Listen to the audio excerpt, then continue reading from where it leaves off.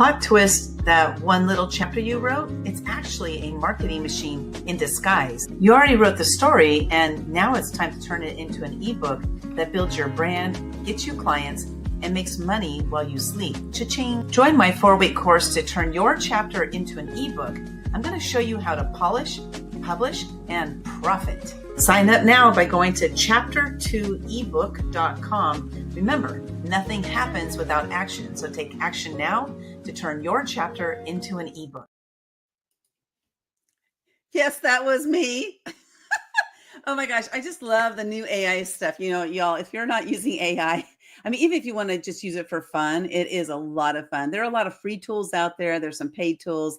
That one was just, it was a lot of fun creating. And just by creating that, it made me think of an idea of something else I can create, which I will be sharing with you guys probably, I'm going to say probably around June or so of 2025. So if you're watching this after June, this should be out, and I'm excited about it because there's so much that we can do with AI. This topic today is not about AI though.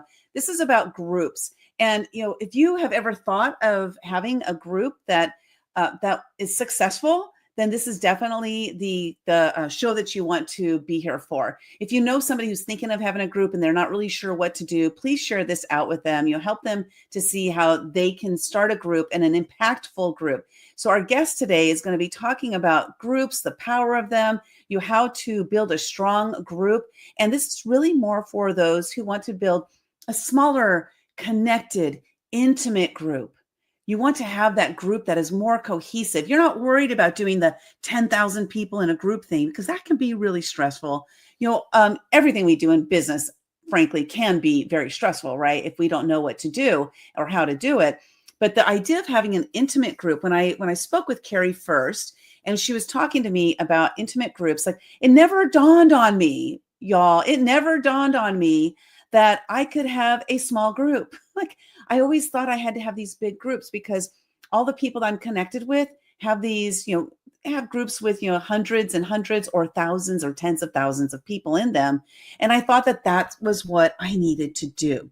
So I'm excited about today's topic because we're going to be talking about the intimacy of groups, how to use those groups. Actually, here's exactly what we're going to be talking about. Carrie's going to be uncovering how having a group can extend your impact as an author. So whether you're an author or not, today's topic is really about, you know, to help authors because, you know, as a publisher, this is what we do is we help authors, but this can extend to more than just authors. So if you want to use your book as a way to build your group, then this is definitely a topic for you. But then if you're not interested in doing that, think about it from the perspective of your business and how this topic can translate to what it is that you do in your business. The next thing she's going to be covering is how to understand what an author-led group is. She'll also be talking about the differences, not only author-led, but also, you know, business-led if you're not an author or you're not interested in having an author-led group. And then she'll also be talking about, you know, ideas for group activities that you can use your book for inside of your group. Again, think about this beyond just your book, but other aspects of your business. So let's welcome our speaker to the stage, Kerry Dobson. Kerry, she helps authors transform their books, the key ideas, into impactful and profitable groups. And she helps them to create programs that create meaningful connections with readers and drive lasting change. So Kerry, welcome to this stage. I'm excited to hear what you have to share. And before we go on, I just want to invite the audience that if you have any questions while Kerry is speaking, please drop them in the chat. She will address all questions at the end of this session here. We should be ending at the top of the hour. And so just drop those questions in here and she will address as many as she possibly can. And Kerry, the floor is yours. I cannot wait to hear what you have to share. I'm so excited to be here, Linda. Thank you so much for having me. And I love that intro and what you were talking about, because I think groups are such an important part of our response to AI. I think AI has become such a great way for us to create and for us to get our thoughts out there and a great thinking partner for us. And the more we interact with AI, the more we're wanting to connect with people. And that's what I'm here to talk about, is how do you use your work, your wisdom to help you connect with your readers or your your clients, and how do you actually take advantage of the group that you can create around that. So I am passionate about groups. It's something that I talk about all the time, and I never get sick of it. It comes from the fact that I've actually led or helped to create over 100 group programs for thousands of participants. And I've helped over 200 people create their own group and learning experiences. So Linda, as you talked about a little bit, this is targeted for authors, but everything that you do and everything that we talk about in here, you don't have to have the book, or it could be that it's part of your thought process for a book in the future. So you don't have to be an author, but a lot of this will be targeted towards the author groups. When groups are created and led well, it really ignites passion within the group participants. It helps them and you to create long-lasting and impactful kind of connections and results.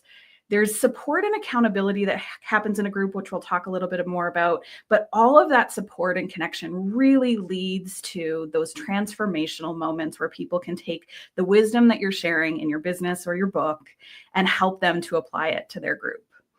So with that, why don't we jump in and we'll bring up the slides. Oh, Linda. And Kerry, you have a thank you. Yes. Free download.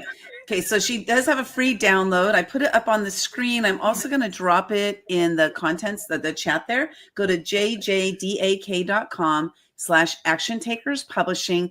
This will give you access to the free workbook that's going to help you during this presentation that you can fill in the blanks. So you can tell them a little bit more about it because I don't know anything about it. Absolutely. Yes. Thank you for the reminder. So yeah, you're welcome. The workbook will help you through this webinar, but if you don't have one, or if you don't have the ability to access it, it's okay. You can access it after the fact, but also you can just kind of follow along to the slides, that type of thing. And so why don't we jump in? And one of the questions I get the most is, when should I start thinking about my group, right?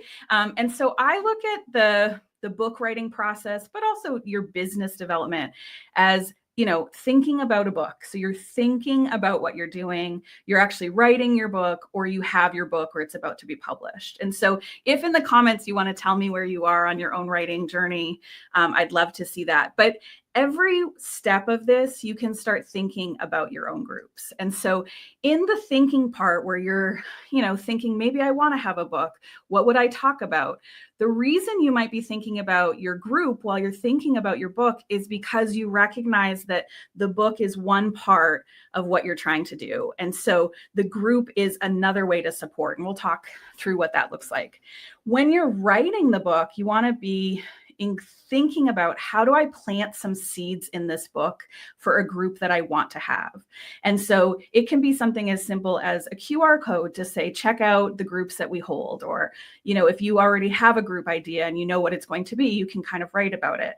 If you've been working with groups already and you're sharing stories, you can include that in your book as well.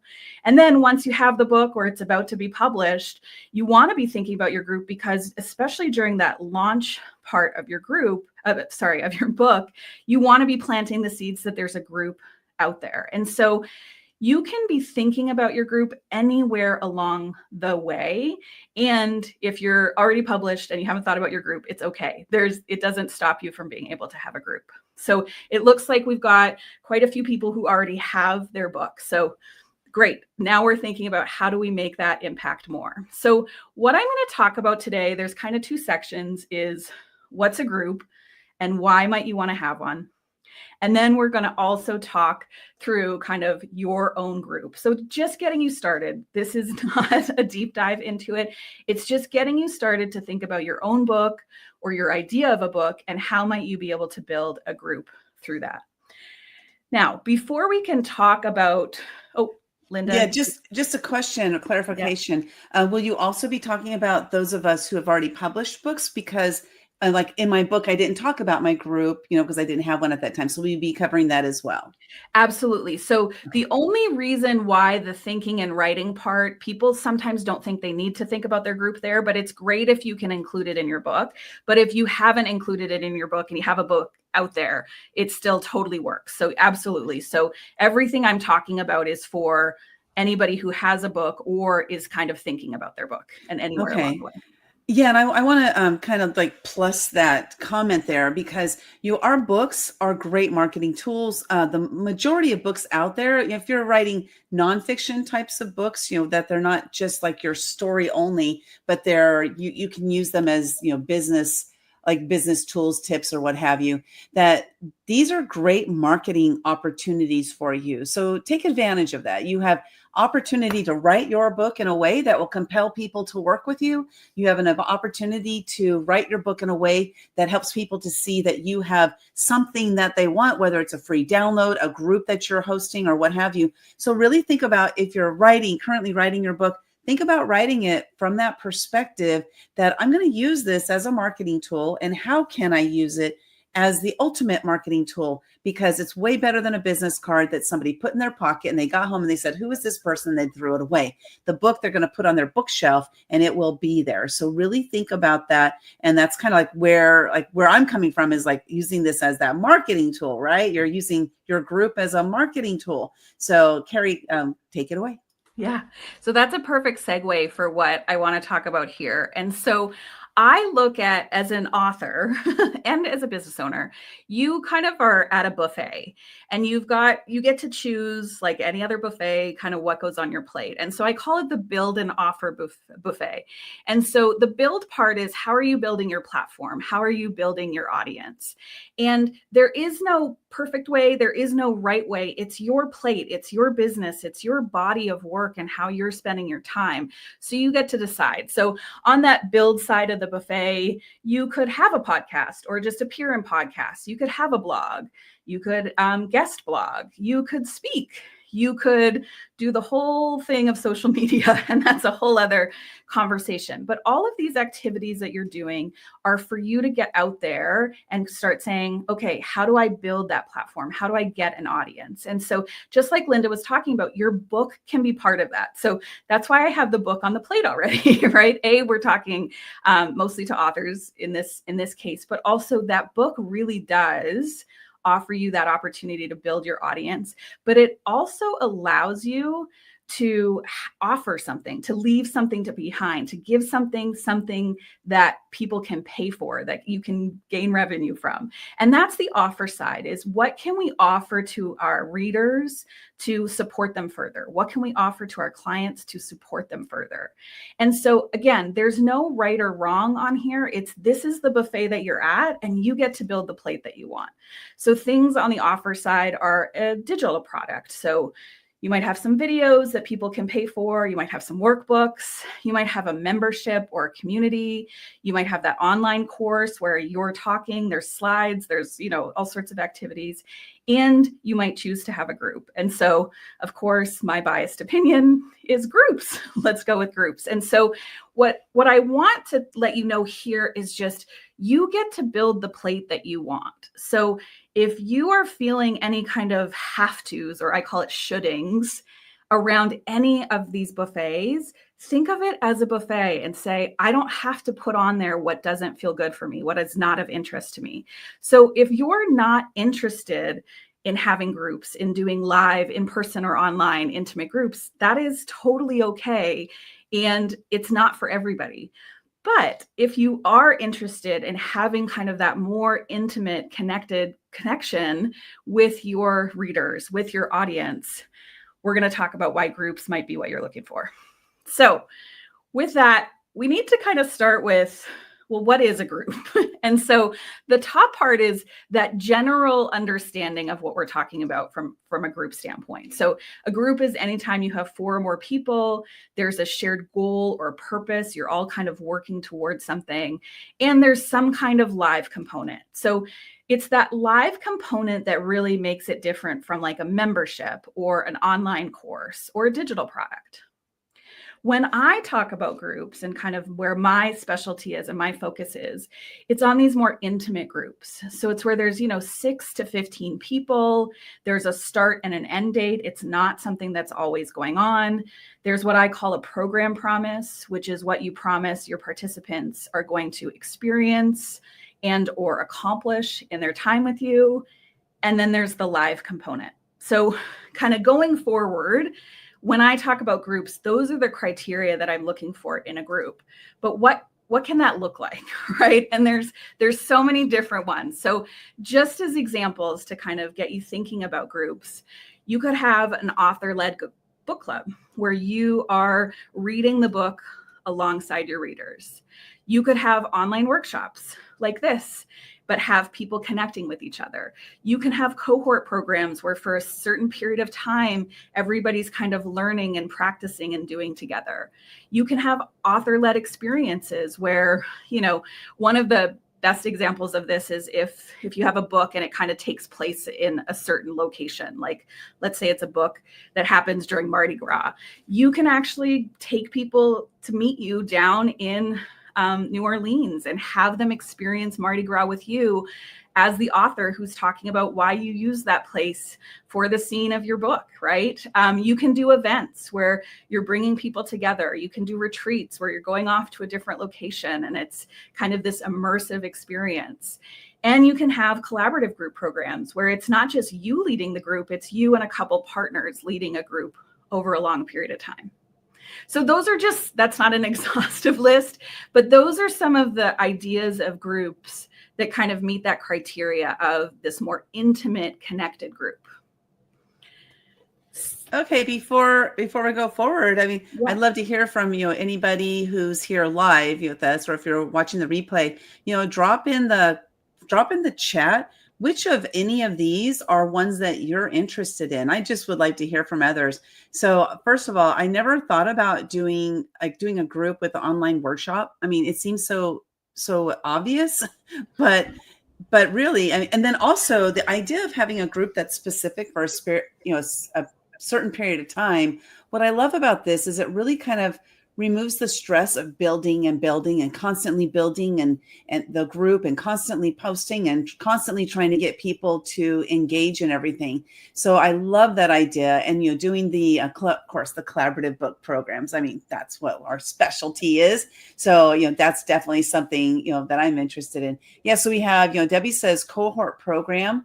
And I love it. I think this is great information that I never thought about. So Kerry, again, thanks so much for sharing this with us. And I'm going to disappear, and I'd love to see, what all you are interested in of any of these 1, 2, 3, or 4 of them. Let us know. Okay. So what you talked about, Linda, there is one of the reasons I'm so passionate about these intimate groups. And it's that you build them to be repeatable. Because as you said, some of these offers that we might do, and I'm not saying you shouldn't do them, but some of the offers require kind of this constant reinvention, constant addition of new information, new activities, new experiences. And when you build a group to be repeatable, it allows you to have new people in your group, but you're still kind of talking about the same thing. You're taking them through the same exercises. You're taking them through the same experiences. And so it's the fact that it's repeatable that makes it a more sustainable offer and something that, attracts people to it. And it looks like Christine's saying a retreat, an online group, and or a membership. So yeah, these are all different ways of bringing groups together.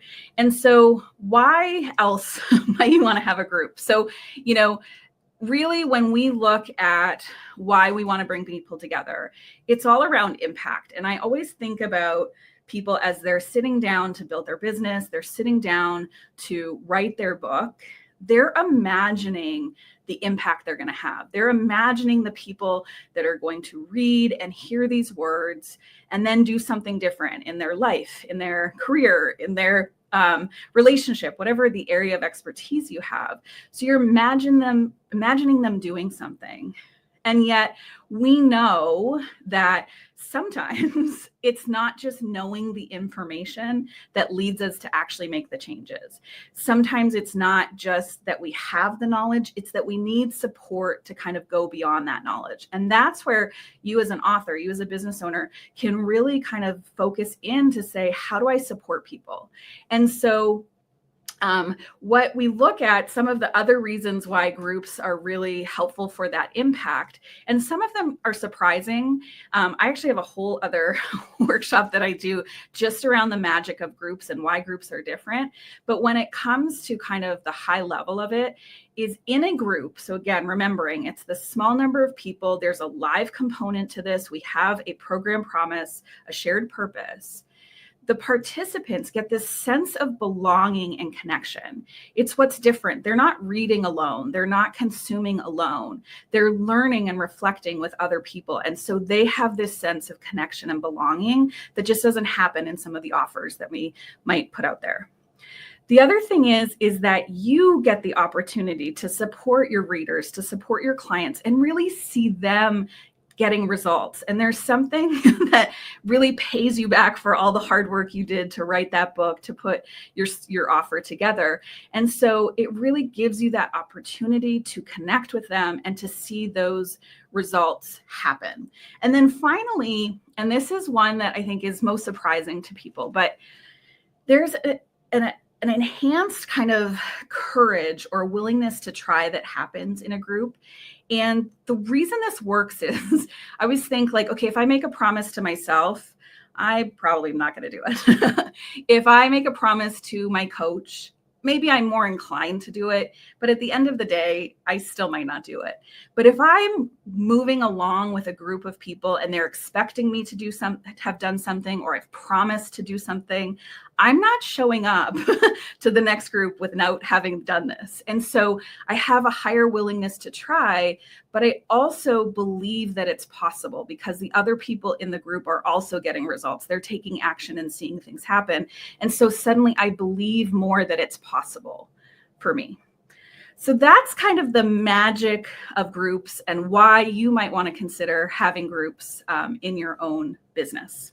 Around your book or just around your business. So I want to switch now to this idea of, okay, let's assume I have a book. And if you don't have a book, maybe you're thinking about an idea for a book, or maybe you have a body of work that kind of, whether that's a PDF workbook or some videos that you've done, but you have what I would say kind of an area of wisdom. So what you want to do is you want to think about the key messages in your book or the key messages in your body of work. So I have 3 books up here that some of you may or may not be familiar with, but I wanted to kind of walk you through the key messages and then what we do with those key messages to start thinking about what are some group activities we could do. So the first one is Atomic Habits by James Clear.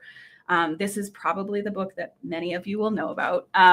And one of the key messages that he has in this book, it's not all of it, but it's one of the key messages, is that you can build identity-based habits. So it's about how do habits benefit from having them be identity-based. So that's just one of the key messages. The other book I have up here is Radically Content. And this is a book about how do you bring contentment to your life. And so one of the key messages in this book is cultivate real self-trust. And so there's a whole couple chapters around how do you cultivate this self-trust. And this last book is one of my clients, Linda Rossetti, and her book is Dancing with Disruption. And it's all about how do you handle transformation in your life? So challenges that come up, disruptions that come up, how can you handle them so they are of service to you? Okay, and this is great. I love, so everybody, start thinking about like, what is that overall message of your book? And so I never thought about doing a group for my book, Do It Because You're Scared. Yes. And what is the message? Yes. It's the name of the book, Do It Because You're Scared. And I love this idea, how I can bring people together, a small group of people. I don't need to have a bunch of people.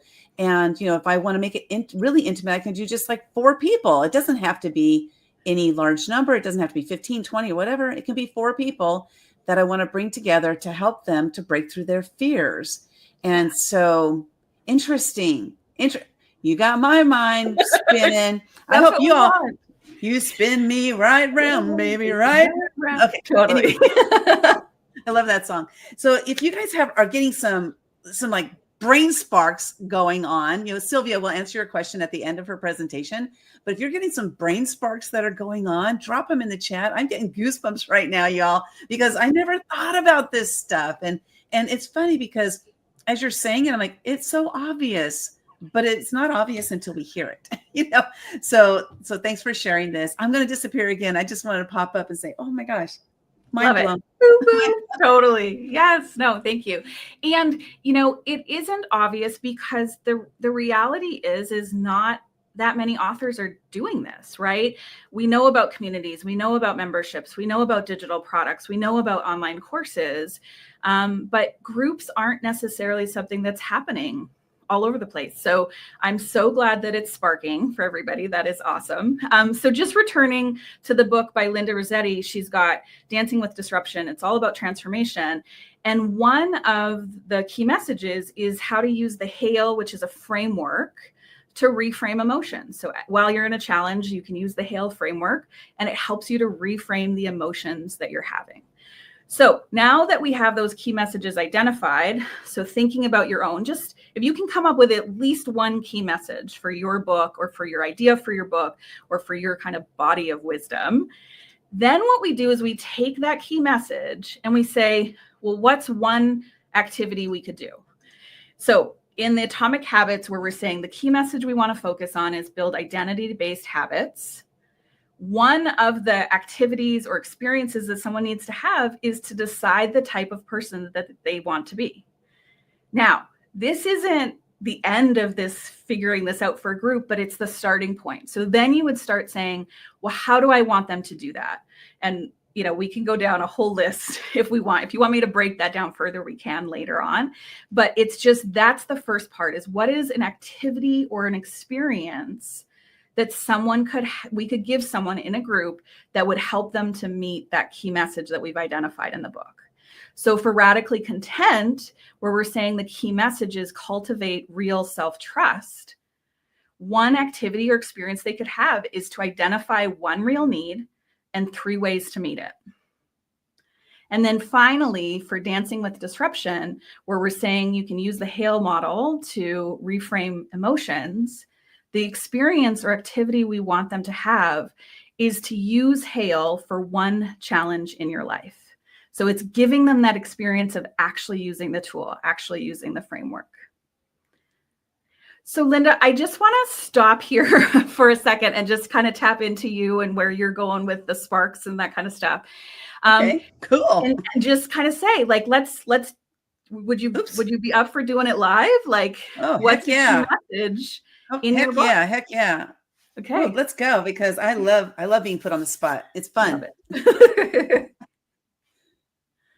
So the question I would say is, so you have a book, what's one of the key messages? And I know you said it was the title, but let's call it out again. Yeah. So it's do it because you're scared. That is the key message, period. And what would be one activity or experience that you would want someone in that group to have in order to kind of land on that, doing things because they're scared? To break through fears. I mean, yeah. That would be the goal, is for them to break through the fears so that they can see what the result is on the other side. Right. And so that's where we start thinking about, okay, so first they probably need to identify their fears, right? So we can think about, how do we do that? Now in a group, we could do it that everybody has a worksheet. I'm just making this up, but everybody has a worksheet with the most common fears and they can add to it. And then they get to pick their fear.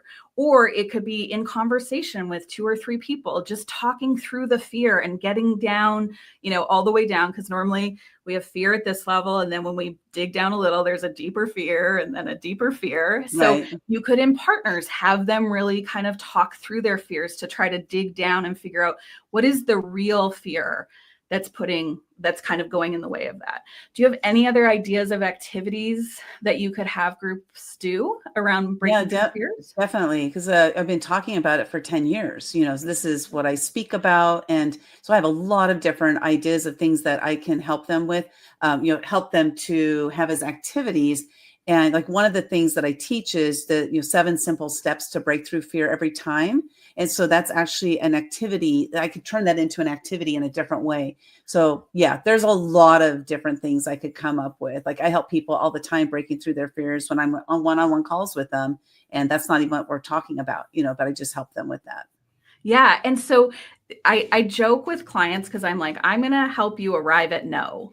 Because when someone like you, which is all of us, have all this experience and all this wisdom, there's so many things that we could tell them about, right? Like I joke Mhm. that if you're writing a book, you had all this wisdom and then they squished it down to a book and then I squish you even further into your group, right? Okay. And so part of what we do is we kind of say, okay, throw it all at the wall, all the key messages, all the activities, and then we start saying which are the ones that are going to have the biggest impact, which are the ones that if they don't do this, they're not going to reach that goal.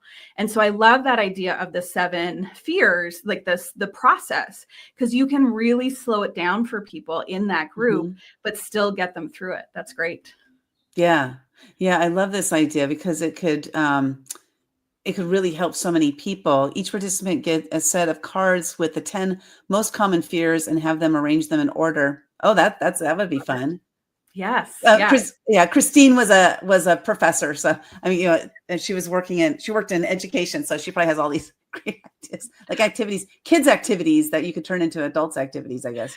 Hey, most kids' activities are adult activities. But the idea there, right, is all these different ways. And it's, groups for fear is just so powerful because of that courage that comes from that connection. That Yes. courage that comes is like someone comes back and says they did the thing, they spoke on the stage, they made the phone call, they had the difficult conversation.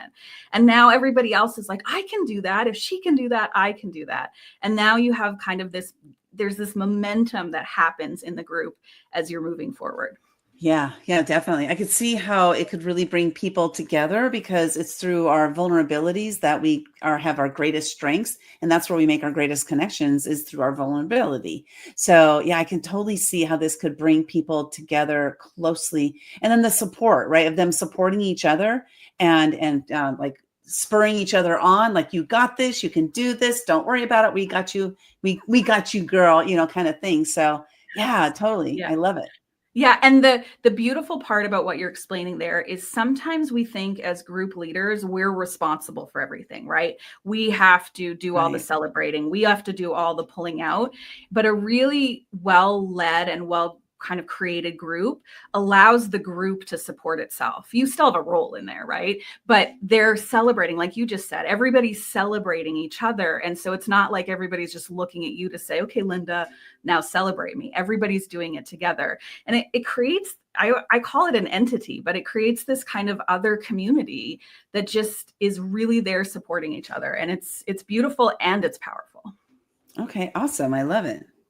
So really the rest of kind of the work that you do is about getting clear on those key messages in your book. So in this case, we just kind of said one, but most people have many key messages in their book. And so what you want to do next is kind of say, okay, what are the 3 to 5 key messages? And that's Mhm. kind of the right amount for a group. And so it really is just saying, what typically happens and what your workbook allows you to do is write down all the key messages.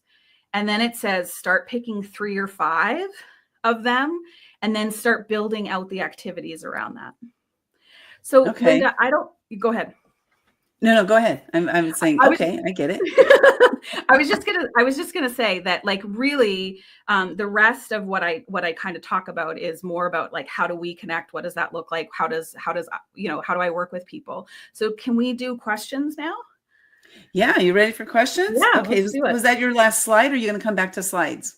That's the last slide. That's good. Okay, awesome. So Sylvia has this question. Which group platforms do you carry like the most and why? Right now, as a member, I am in multiple Mighty Network Circles, which seems to be the platform right now.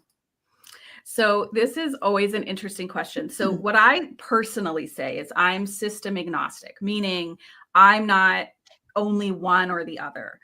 What's more important to me is what is the value you're creating in that group that gets people to go there? Because every time we ask them to go somewhere else, it's an obstacle, right? So like Facebook groups, for example, used to be at least everybody was on Facebook. So there was less of an obstacle to get people to show up in those groups. Versus the Mighty Network, you have to go somewhere else. Slack is the same thing. If you're working with people who are always on Slack, it's pretty easy to do a Slack group. If it's teachable, like there's all sorts of systems, and it's less about the system and it's more about the value that you provide so that they're wanting to go there.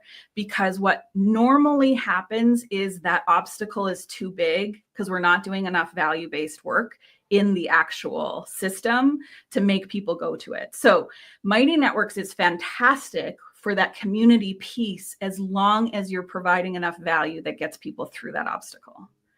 Oh, I love that. Yeah, Sylvia, if you have you want to have an expansion upon that question, please ask it in the chat there. If anybody else have any questions, we have another one from Sylvia there that we'll get to in just a minute. But so what I love about this answer is I'm going to share from my own perspective as an end user. Okay. Yeah. Inside of groups, I have my own groups. I have many of them, and they're on Facebook. And as an end user, what I love about Facebook is just like you said, well, they say 2 billion people are on Facebook. So if the majority of your people or of all of your people came from Facebook, keep them on Facebook. Like, it makes sense because, again, there's no barrier of entry to get them over to your group, because getting into a group is challenging sometimes. It's like, oh, where was that group being hosted? What was the name of it? So many different questions. And if there's a question that's coming up, that is creating a barrier. And so you want to eliminate that barrier as much as possible. Personally, I'm starting to really like the WhatsApp chat groups because I get a notification and I can easily open it. So if I can easily get there, I'm more likely to participate in there. So that's something that I think is really important for us to think about. Another platform that I'm in, and there are a lot of communities over there, is Skool, Skool. This is a great platform. It's probably just like Mighty Networks. I've been in Mighty Networks, but I like Skool a lot better than Mighty Networks. But that's just me, right? So like Kerry said, it's really thinking like, where is your audience? What's going to make it easy for them to move over there? And for example, the WhatsApp, as I'm thinking about, having the Do It Because You're Scared group, if I were to do it on WhatsApp, it makes it easy because I'm not worried about having a lot of products for them, or a lot of stuff for them to go to, like a lot of downloads and that stuff. I want to use it as a way for us to communicate and for us to have a way to notify them, hey, we're doing our call right now, because really getting on the call is the important piece for what I would be doing. I say would be because I'm not really thinking about doing this yet, but if I do it, I want to make sure that it's easy for them to get there. And I don't want to inundate people, because with my topic about fear, inundating them would be like one of the worst things I could do, right? Causing overwhelm. And so really thinking about your group, the message, the overall message that Kerry mentioned and all that stuff, I think is important. So do you want to speak to what I just shared there, Kerry? Yeah, I love your thinking of there, because it's what is the end user's experience and what is most important. And so for some people, when they have like a cohort-based group, there might actually be like videos of content that they're thinking people might check out in between the sessions, right? And so then we think, okay, where's the right place to keep that? I noticed there was a question, can you do groups in YouTube? You can't do groups in kind of the way that Linda's talking about, but you can have all your videos in a playlist for people to go to, that kind of thing. So it all depends on what is your program promise, right? What is it that you're promising they'll experience and accomplish, and what do they need in order to do that? And so when there's a lot of information that we're sharing, sometimes we need, whether it's a Facebook group or a Teachable or a Mighty Network or wherever, we need a place for them to go. And it can be as simple as a website.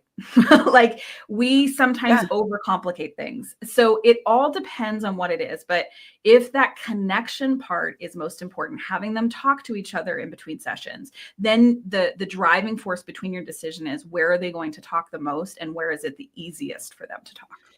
Yeah. And what I love about using your own website, you're branding yourself.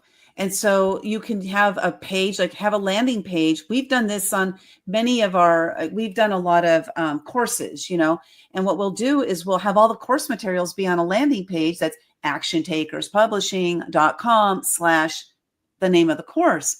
And so this keeps them typing, if they have to type it and look for it, actiontakerspublishing.com, right? So we're constantly branding ourselves. And so that's, if you're going to put it on a website, going to Mighty Networks is great, but you're paying for that. First of all, you're paying for that. If you already have a domain name and a website, why not use your own and house them there? Because first of all, this helps with the algorithms, because all the crawlers that are out there, the algorithms, the spiders, the crawlers, all the creepy crawlers that are out there that are checking us, they're seeing like who's getting most activity. We need to share them. So if you're sending them over to Mighty Networks, what you're doing is you're promoting Mighty Networks. You're not promoting yourself. This is just an idea. This is what I believe. And then also another thing is you could put them inside of a Google Drive. Just put them in a Google Drive. It doesn't have to be complicated. If you're looking for like having that pristine, the best looking stuff, and you're attracting people who are $100,000, they're like, it's paying you $100,000 a year or whatever. Okay, you might have something different to do, but I really recommend getting your own domain name and using that, and that will be you branding yourself to the program that you have. So that's my thought on that. Yeah, I agree 100%. And it really is, it's about what do you want them to experience? So if the most important thing for you is that they have access to this additional information, which sometimes that's what's most important, then it's how do I create that website so that they can get there, they can get all the information, whether if you want to make it a YouTube, whatever, but it's that landing place. If what you're really hoping is that they're connecting and talking to each other, then you want to lead with the communication piece. So whether that's WhatsApp or Messenger or whatever that might be, it's how do I make this super easy for them to connect? And this is oftentimes what I will suggest you do. And this, anyway, I'm going to say it. A lot of times I say, don't plan for the communication, let them ask for it and let them create it themselves. So because we put all this effort in and we say, I'm going to create this WhatsApp group for you, I'm going to create this opportunity for you to connect. And then they're waiting for you to lead that, right? They're waiting for you to put in a question, all this kind of stuff. Versus once you have them connecting and reflecting, they're going to say, how do we connect with each other? I want to talk to these people all the time.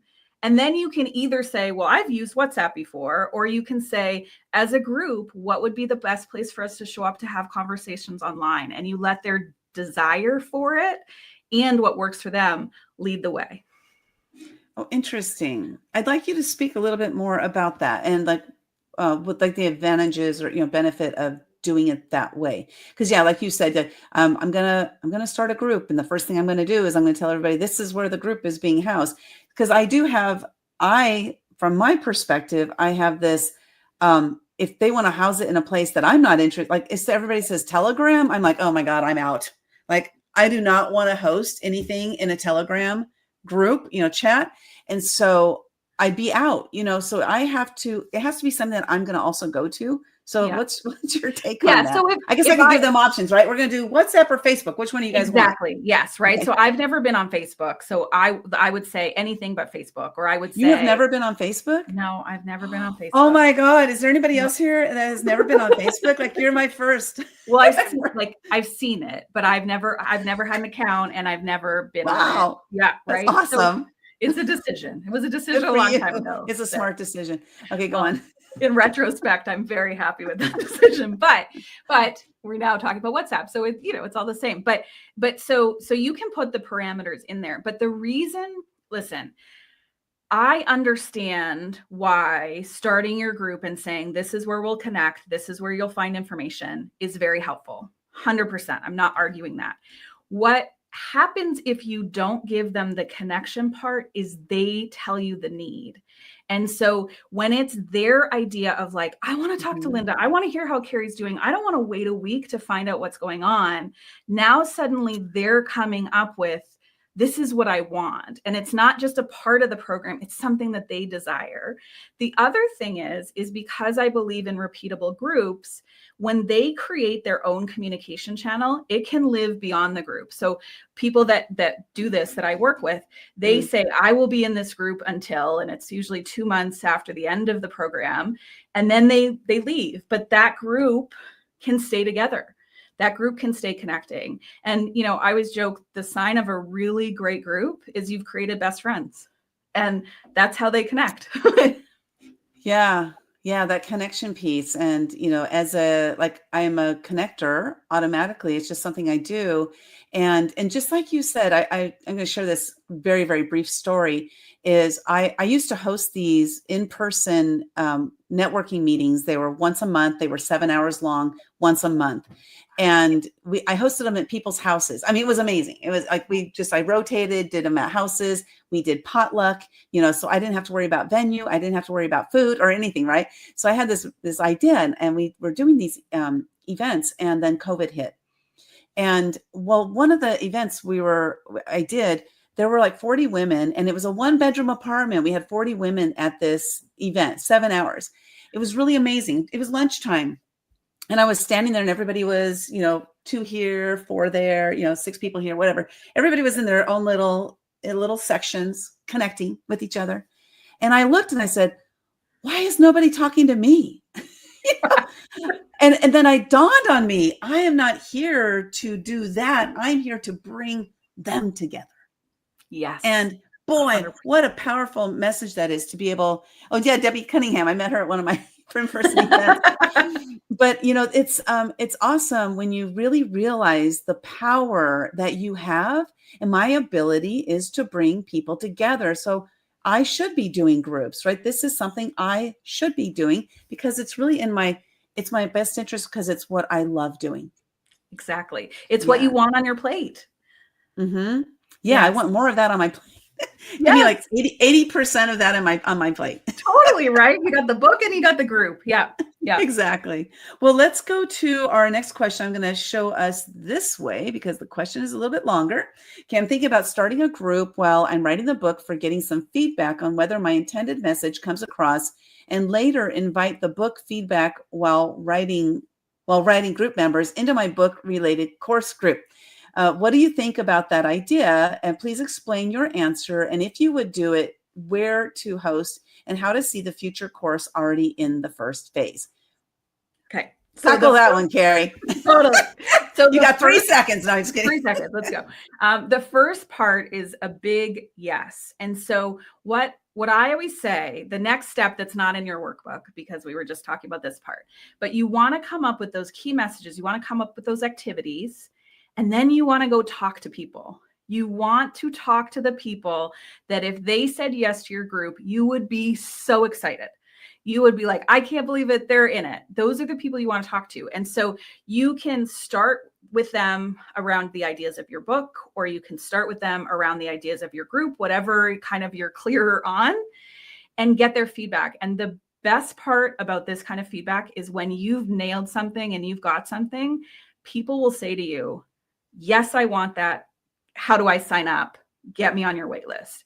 And there is nothing quite like someone saying they want to be on your wait list to encourage you to get through the messy middle of putting all the pieces together. And so I would say, Sylvia, absolutely, whether that's like a reader group, you know, they later turn into your reader group, whatever that is, in terms of how to do it. This one, before you go there, okay. She did clarify the last part where it says how to see. It should be how to seed the future course. So I just want to make sure that you know that that's what she meant there. Perfect. Okay. So, so the way to seed the book, is it the way to seed a group in a book? Is that what we're being asked? This is how to seed the future course already in the first phase.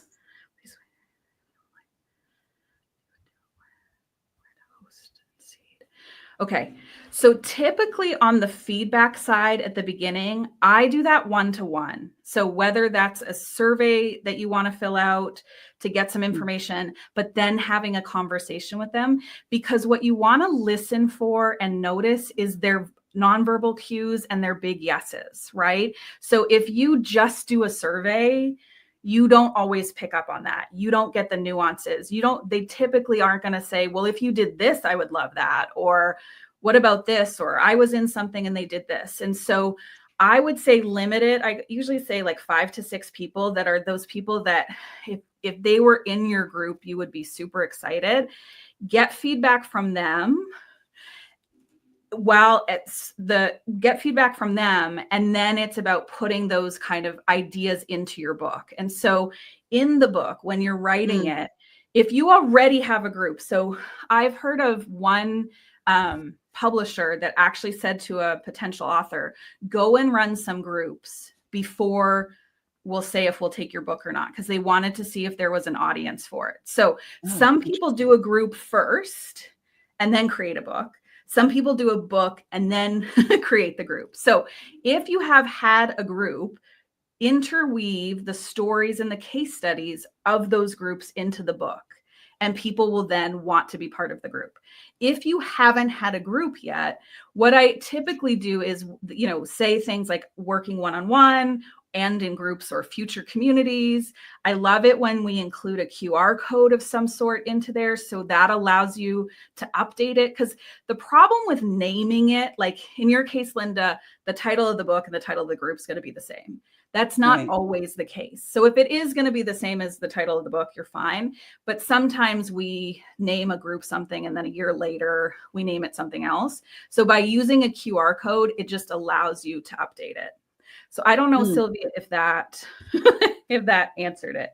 Yeah, and she did have a clarification that when she said first phase, she meant during the writing phase of the book. So yeah, I think that's a great, well, thank you so much. I put this compliment up here. You're such a professional facilitator. Love what and how you're doing this here. Thank you. Love it. But I think that what's interesting about this, because, thinking like Sylvia's question is an interesting question, because it addresses how to use a group as a research, like as a research process to write the book, to create the course, right? So it's looking at how to use that group from there. Now, the question would be, and this might be a question that Sylvia needs to answer. I'm not sure if you'll be able to answer this, but then how do you turn that research group into the group of the course? Right. So do you change it, or do you just say, oh, okay, you guys were all part of my research, guinea pigs, thank you so much. Now you're in the course. Or do you now start a new group with the course so that those people who were part of the research, they decide if they want to join that group or not, join that program? Because I have seen different groups where they just suddenly change the name. Yes. Yeah. Yeah. And now I'm part of a group that I did not start with. So I think, listen, a couple of things come up. So first and foremost is, if you're researching in a group, that like you might be researching kind of the concepts that then come out in the book, or your work experience or a specific research is how you build your wisdom that turns into your book, right? And so if you were doing that kind of through a group process, or you're taking people through group things, it's just adding to your wisdom. I would keep those separate, but I would invite the people in my research to my first group, and they might say, I'm out, I was part of your research, or they might be like, yeah, let me do this again and see what you've done, because in that research you've probably tweaked things and said, oh, this worked, this didn't work, that kind of stuff. Right. Yeah. Okay, so let me do this and then do this. Okay, how to turn a free research group into a paid membership. I would not make both groups the same group. Mighty Networks allows you to have under one brand several. Yes, there we go. Yeah. Unfortunately, we can't delete, right? It's like delete the do before the not. And do not. Oh, gotcha. Instead, yeah, I would not. There we go. Okay. Yes. Yeah. But your research group is it's a great group of people to talk to, to announce your group, to announce your book, right? They're already supporting you before the book even existed. Those are the people that you want to invite to that first kind of pilot group that you're doing, because they're involved, they're invested in what you're doing. It just dawned on me. Okay, Facebook's been around since I think 2005 or 6. I got on it in 2008, so I've been on there for a long time. You've never been on Facebook. Where did you get the concept of groups? Because, Facebook is known for, bringing people together in community and in groups. So how did you first get this concept? I just So assumed it was Facebook. So my background, I had a corporate career before this, was all in learning and development. And most corporations that are committed to training and supporting their people do it in groups, right? Whether that's an online group or an in-person group. So that's where it comes from. And what got me out of corporate and into this was the idea of, hey, I'm kind of sick of working with executives who are telling me what their employees need. And that isn't always the case. But there's all sorts of coaches and authors and other experts who really want to help people, but they don't know how to do it in a group, and they don't know the power of the group. And so how can I take the skills that I have and the education and background that I have and help people who have wisdom that people really want? Right. And create groups where impact matters and results happen and connection happens. Okay. Yeah. I get the connection now. I was like, man, how does she ever know about social media groups if she's never been on Facebook?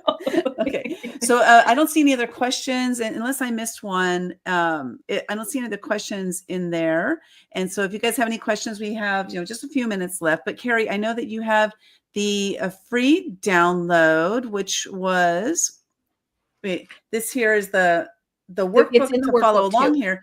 But tell us what else they get in the workbook. Yes. So in the workbook on the website there, you have access to a free, what I call an enrichment session. So anytime I do something like this, where we're talking kind of at a high level ideas, I do enrichment sessions so that you can think about your own group. Really, we can get specific. We can do some of the questions we did. Sylvia and I could have a conversation about her specific piece of it. And so if you go to that website, there's a link at the bottom that says book your enrichment session with me, and that opens up to my calendar. So that's the other thing. If you are interested in groups, but you're not ready to talk to me, I totally get that. I do have do it anyway. Do it because you're scared. Totally do it anyway. Do it because you don't want it. But on the back page of the workbook, there's the link for the enrichment session, but there's also a link to my private podcast, which is the Great Group Revolution private podcast. So say that slower. The Great what? The Great Group Revolution private podcast. Okay. So it's a nice, easy way for you to learn about groups, and then you'll have the enrichment session with me when you're ready. Awesome. Yeah, I think I did just think of my next book, Do It Because You Don't Wanna. I don't wanna. Yeah. I don't want to do it. I don't want to do it. Are there any groups that would take place of an agent/marketing rep, self-help group to market it and sell our group? Oh, because Christine did mention earlier, she says, I have a lot of stuff, but I'm not good at marketing it. So, yes. What's your thought on this? So my thought is, first and foremost, you need a big enough audience or community to have a group. Sometimes we think a group is the better way to build our audience, but it often isn't, because you have to search for even more people. So you need enough of an audience or a platform that can support a group. And so then it's selling to people who have already said yes to you in some way. And this is just another way to work with them. What you will find is most people are craving right now kind of that connection and community piece. And so the best time to offer a group is when someone's asking for it, right? Like when people in your audience and platform have said, what do other people do? I want to talk to other people. I feel so alone in this. That's the piece of it. When it comes to marketing a group, here's the biggest challenge. One is most people, when they think of groups, they think of the hundreds of people that are just kind of getting information. And so you have to be able to help them understand that this is different. This is you walking alongside them with others just like you. And that being able to show that you can solve their problem and they can do it so they don't feel so alone are the key marketing messages. So you're keeping your same message around all the work you do about how you help solve problems. And the addition to that is how they can do it in a group and how that can help them to make further, go further, feel seen, feel heard, feel supported. Oh, this is so good. So good. Download it. It's awesome. Thank you, Kerry. You made my mind spit out ideas. Love it. Love it. Yeah. So good. So good. So what would you like to end with? What would you like to share with everybody? Thank you, everybody, for being here. Sylvia, also subscribe to your podcast. And yes, she will book a session when she's a bit further along. Fantastic. I love it. What would you like to share with everybody that would be like that number one thing you want to share? I want to share the idea that groups are only for people who want to have groups. And so, what you talked about, where it is about connection. If you sit there and you think, I don't want to work with people, I don't want to see their face. Right. Like I'm a wisdom creator. I don't want to connect. That's not me. But like, if that's what it is, it's okay to not have a group. And if you have an inkling, if the idea of bringing together 12 people to talk about your area of expertise, to support them in moving forward, if any part of you is like, I want to do that, and the rest of you is scared, move through it. Do it anyway. Because you're scared. Do it because you're scared. Because there is such a need right now more than ever for people to connect and support each other. And so if you have that inkling, if you have that calling, we can help you get there. We can help you create a group that you feel more comfortable leading. I promise you, we can do that. So do it anyway. Yeah. And I'm going to like to plus on that, through the journey that I've been on, is one thing I've discovered is that I'm never going to be ready to lead. Mm-hmm. And so I had to lead in order to become ready to lead. So like she said, if this is something that you're like, I have this little apprehension, really discover like, what is that apprehension? That's potentially a fear that's underlying. Figure out what that apprehension is that's causing that. And then realize that you need to just do it, because what's the worst thing that can happen? You can fail. That's the worst thing. And then you can learn. Because when we fail, we either learn, we pick up our bootstraps and we keep going, and we figured out like what not to do, or we decide, that's not for me. But if you don't do it, you will never know if it's right for you or not. And you get started and you're like, oh, I only got 2 people signed up for my program. I hear people say this all the time. I said, but that's 2 people, 2 people's lives you can change and transform. Yes. So instead of looking and comparing yourself to other people and how many they get, really look at the transformation that you're creating within others because of the program, the system that you have. What you have created is going to help them to change their lives. And then they're thereby creating the ripple effect that goes into the people's lives and their lives. And so you are creating change by stepping up as the leader that you are. Every single one of us has leadership skills. They just might not be the ones that we're familiar with or comfortable with, but really stepping into them is what's going to help you to grow your business. It's also going to help you to make a greater impact on the planet. So get out there and do it because you're scared. Thank you both. Time is so precious. This hour with you too was well invested. Fantastic. Thank you so much, everybody, for being here. And Kerry, what a great message. And you gave me some really great ideas. I never considered doing anything with my book besides just the book, because, as a publisher, like I just want to get the books out there, but I never thought about doing anything with my book, So it's, this has been fantastic. Thank you so much. Thank you for having me. This has been great. Everybody, you're going to stick around for one more minute, because I want to introduce you to one of our authors, Amy. I want you to hear the experience that she had working with Action Takers Publishing, putting her book together, her story together, and getting it out there into the world, where she is making a greater impact on the planet, just like you are. Thanks again, everybody, for being here. And thanks again, Kerry. Truly appreciate you. This was great. Awesome.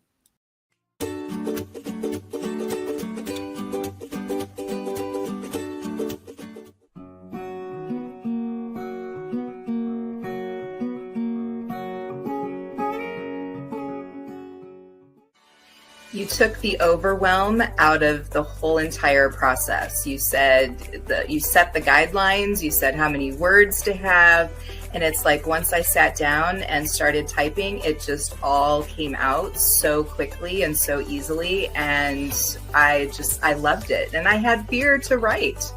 And I know about that. I know about that blockage within myself, but it just was so amazing how easy the process was working with Action Takers Publishing.